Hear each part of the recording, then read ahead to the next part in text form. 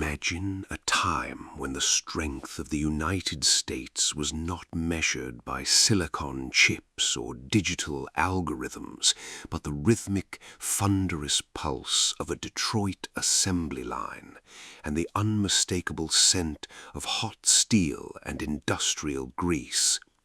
For 77 consecutive years, General Motors was not just a corporation, it was the sovereign state of global industry, a $5 billion a year profit machine that dictated the mobility, the aspirations, and the very social fabric of the American middle class. It was an empire built on the promise that if you worked hard, the general would take care of you until the day you died, providing a gold watch retirement that was as solid as a Cadillac's bumper. But on a sweltering morning in June 2009, the "What's good for GM is good for America" era officially ended in a Manhattan courtroom, not with the roar of an engine, but with the clinical stroke of a pen that wiped out a century of history. This is not merely a story of a car company that failed to compete. It is a clinical investigation into how strategic arrogance and financial engineering transformed a global titan into a sacrificial lamb of the Great Recession. Today, the hollowed-out factories of the Rust Belt stand as peeling monuments to an empire that possessed the engineering, the capital, and the loyalty to own the future, but through pure hubris chose to become a tenant of its own past. The DNA of this industrial tragedy began in 1908 in Flint, Michigan, with William C. Durant, a high school dropout and carriage mogul who realized that the automobile was more than a toy for the wealthy, it was a logistical revolution. Durant did not come from the world of mechanics, but from the world of aggressive acquisition, building General Motors not by inventing a single car, but by gobbling up dozens of independent manufacturers like Buick, Oldsmobile, and Cadillac. His strategy was a high-stakes gamble on volume, creating a chaotic conglomerate that prioritized market share over operational efficiency. Durant was a man of high-voltage ambition who viewed the world as a map to be conquered, but his lack of financial discipline nearly killed the company twice before he was finally ousted by the bankers. However, the foundational myth he created, that bigger was always better and that the general should own every price point in the market, became a structural dogma that would eventually prevent the company from responding to the lean, agile threats of the future. The company was born in a whirlwind of debt and expansion, a technical blueprint for a giant that would eventually grow too heavy for its own foundation to support. To understand the technical mastery of General Motors at its peak, one must analyze the management architecture designed by Alfred P. Sloan in the 1920s. Sloan took Durant's chaotic pile of brands and transformed it into a clinical masterpiece of corporate hierarchy known as the brand ladder. This was a sophisticated psychological engine designed to move an American consumer from a Chevrolet to a Pontiac, then a Buick, and finally to the ultimate summit of a Cadillac as their income grew. It was a closed ecosystem that captured a customer for life, leveraging a massive internal financing arm called GMAC to turn every car sale into a multi-year, interest-bearing asset. Technically, Sloan invented the modern decentralized corporation, where each division operated with its own profit and loss statement, while sharing a massive centralized supply chain that crushed smaller competitors. This was the birth of the everything for everyone model, a promise of a car for every purse and purpose that built near religious brand loyalty, transforming the act of buying a car into a public statement of one's rank in the American hierarchy. The most lethal technical innovation GM introduced to the world was not a new engine or a safety feature, but a concept known as planned obsolescence. Orchestrated by design chief Harley Earl, GM realized that to maintain infinite growth in a saturated market, they had to make last year's car look obsolete through purely aesthetic changes. Every year brought new chrome, longer tail fins, and Duraglaze paint colors that made a 3-year-old vehicle feel like a relic. It was brilliant economic engineering in the short term, forcing a cycle of constant replacement that fueled record profits for decades. However, this strategy was corrosive to the company's industrial soul, as the company became a marketing firm that happened to manufacture cars, ignoring the fundamental mechanical shifts occurring in the laboratories of Japan and Germany.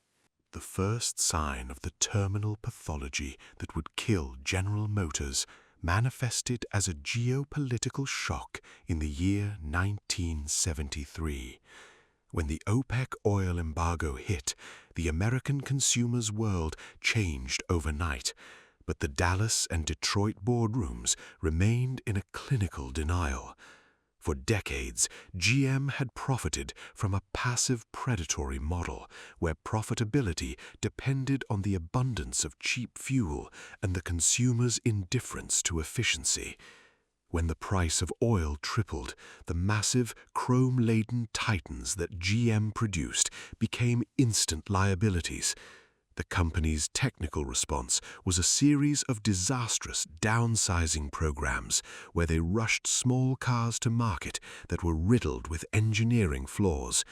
They were trapped in the innovator's dilemma, where the massive success of their large car margins made them allergic to the very compact technology that was destined to replace them. They didn't see a competitor in Toyota or Honda. They saw a $50 million joke that 30 years later would be worth more than the entire American auto industry combined. During the 1980s, the corporate culture in Detroit became one of clinical isolation, where executives were more concerned with quarterly dividends than the fact that their cars were becoming laughingstocks of reliability. To save costs, GM began a process of platform sharing that effectively lobotomized the brand ladder. By the mid-80s, a Cadillac Cimarron was technically almost identical to a Chevrolet Cavalier, yet it cost twice as much. This was a maneuver of financial engineering that insulted the intelligence of the American consumer and shattered the brand ladder Sloan had built. The engineers believed that the American buyer was tethered to the domestic brand out of a sense of patriotic duty, ignoring the reality that every dollar of profit generated by a shoddy vehicle was a gram of resentment injected into the consumer's soul. They prioritized the medium of the sale over the utility of the vehicle, and in doing so, they broke the invisible contract they had with the American people. Financially, General Motors fell victim to a strategic paralysis known as the legacy cost trap. By the late 1990s, the company was no longer just a manufacturer. It had become a massive healthcare and pension provider that happened to make cars on the side. For every vehicle that rolled off the assembly line, GM had to pay nearly $1,500 in healthcare and pension benefits for its retired workers, a technical disadvantage that its foreign competitors did not share. This was the vampire business model. The active workforce was being bled dry to feed the promises made to the past.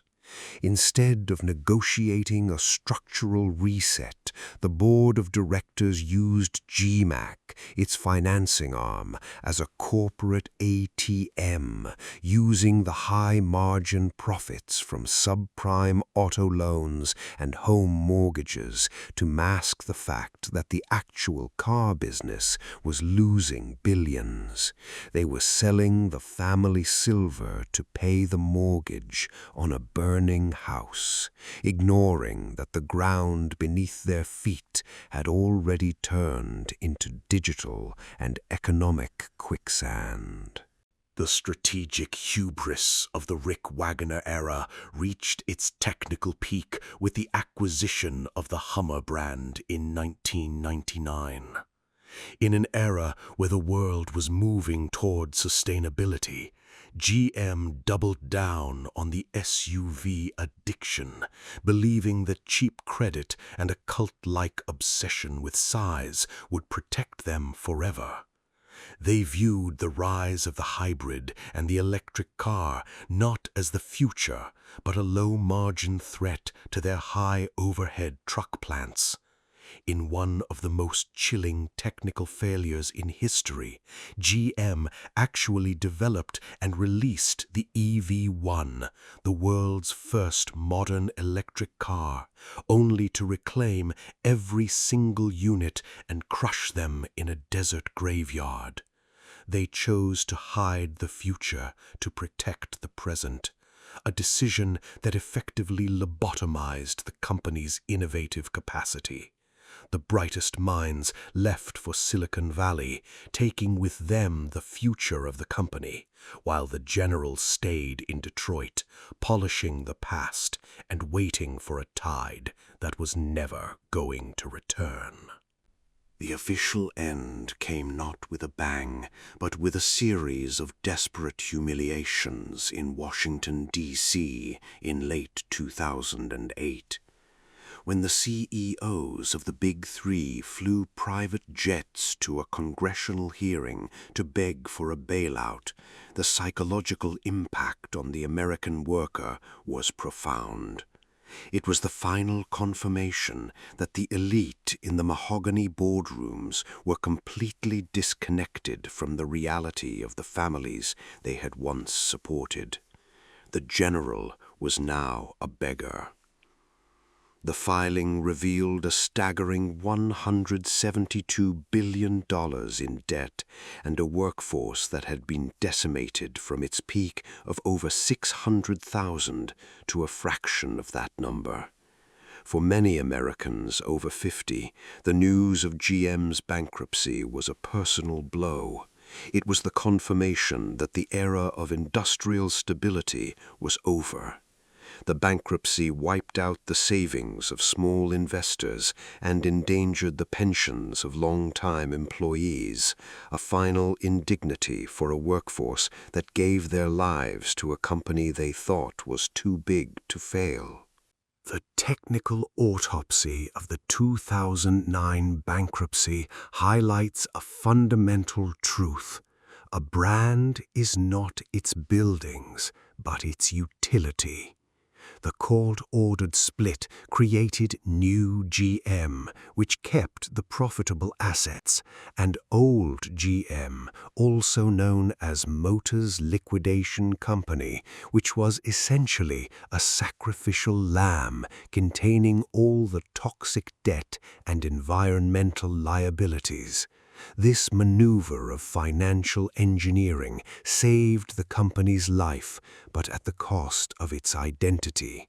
Across the Rust Belt, the human cost was impossible to ignore. Towns like Flint and Pontiac, which had relied on GM as a social and economic anchor, became landscapes of weeds and cracked asphalt. The American industrial dream William Durant helped build was replaced by a landscape of retail ruins where former factories house dollar stores or simply remain empty, leaving only a faded rectangular stain on the brick where the mark of excellence once glowed. Today, GM exists as a much smaller clinical entity focused on an all-electric future that feels like a desperate apology for the EV1. They are currently fighting a satellite war with a horse and buggy supply line, trying to rebuild their brand on technology they once tried to murder. The lesson for the modern investor is clear.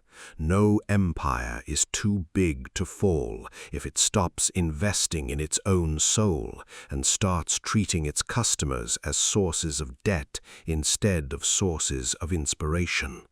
The question for the citizen is, which of today's titans is currently ignoring the rot in its own foundation because it is too busy protecting its short-term stock price? GM had the data, they had the money, and they had the brand, but they did not have the imagination to see themselves in a future without a gasoline engine. They were victims of a narrow definition of their own purpose, believing they owned the market, when they, in fact, were just temporary tenants of public attention.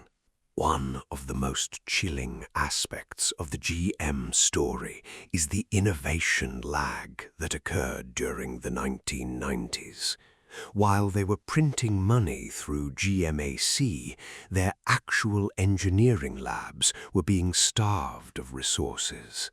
This misalignment meant that every marketing campaign felt hollow, and every new model felt like a bribe to enter a dying world. They were a 20th century general trying to fight a 21st century war. When they finally attempted a serious digital and electric strategy, the ground had moved, and the Chevrolet nameplate had been replaced in the minds of the youth by names like Tesla and BYD.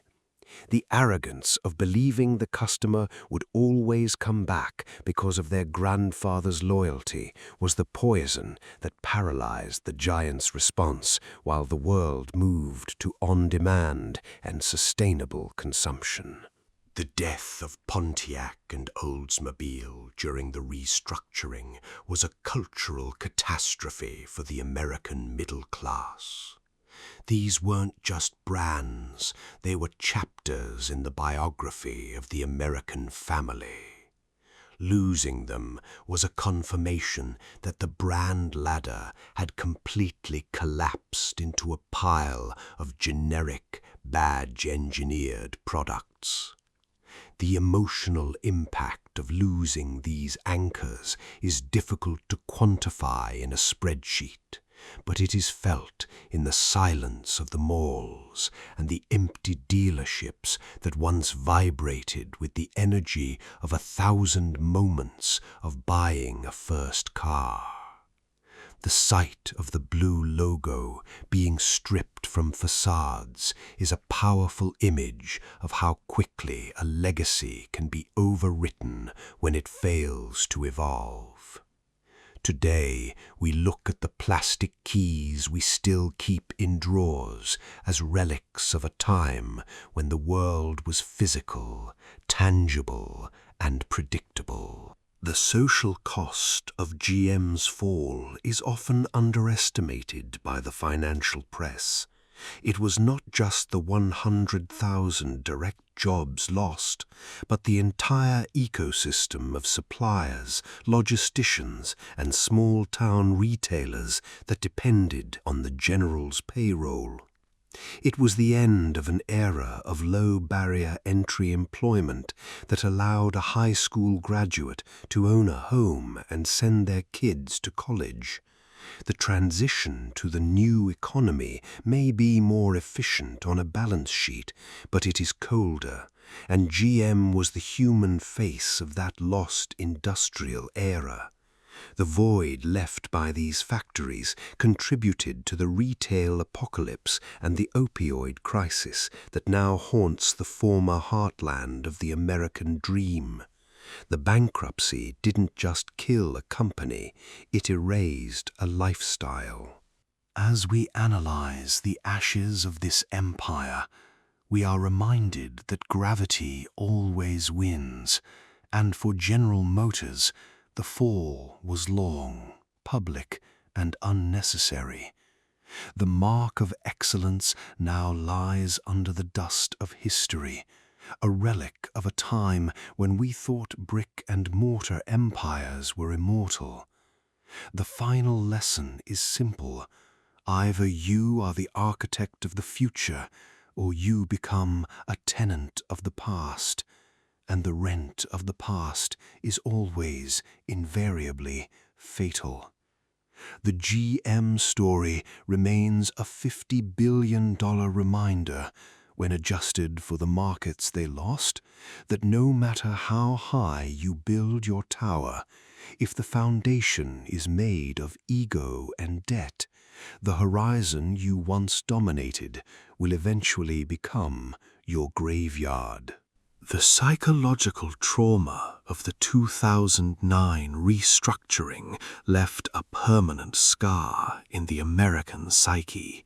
For generations, working for the general was the ultimate security clearance into the middle class. When that was revealed to be a house of cards, the fundamental trust between the American worker and the American corporation was severed forever. This was the moment the company man died. Now, as the remaining plants automate and transition to battery production, the workforce is smaller, more transient, and more fearful. The sense of suburban permanence that GM once anchored has been replaced by a gig economy where loyalty is a luxury and stability is a ghost. The technical failure of GM to understand that its product was not the car but the transportation utility is one of history's greatest ironies. They possessed the data of consumer habits for millions of homes long before Google or Amazon existed. They had the distribution points on every corner of America. But while competitors were building a culture of relentless user obsession, GM was trapped in a culture of clinical cost-cutting and real estate asset protection. They viewed the technological shift not as an opportunity to lead, but as a high-overhead threat to their physical assets. When they finally attempted a serious electric and autonomous strategy, the ground had moved and the blue ticket had been replaced by the download app button. In a final and bitter twist of fate, the final liquidation of the old GM brand saw the erasure of a century of industrial patents and trade secrets. This was a sacrificial lamb strategy, where the company's remains were picked over by the very creditors who had overseen its decline. This clinical dissection of a brand was a warning. A company's history and its emotional connection to the public mean nothing when faced with the cold, mathematical hunger of a distressed asset play. The ghost of the brand now lingers in retro T-shirts and classic car shows, a shadow of a titan that once meant security, quality, and the future. The autopsy of General Motors highlights a fundamental truth of the digital age. No matter how high your roots go into American soil, if you stop providing value to the ticket holder, your time will expire. The general stopped listening to the heartbeat of the people it was built to serve, choosing to listen instead to the sirens of the subprime mortgage market and the short-term demands of the stock price. This misalignment meant every marketing campaign felt hollow and every promotion felt like a bribe. They were a 20th century giant that forgot how to keep its own customers dreaming, and in that silence 100 years of history was erased. As the final lights go out on the memory of the great Detroit assembly lines, we are left with a clinical reality. Ego and debt are the two most powerful forces of gravity in the corporate world. No matter how high you build your tower or how deep your roots go, the rent of the past is always fatal. General Motors did not just lose a market war, it lost its identity. The blue logo still hangs at the headquarters, but the world it anchored has changed forever. The GM story is the ultimate American industrial tragedy, a company that taught the world to drive but forgot where it was going. It remains a cautionary tale of what happens when a legend stops listening and starts assuming it is immortal.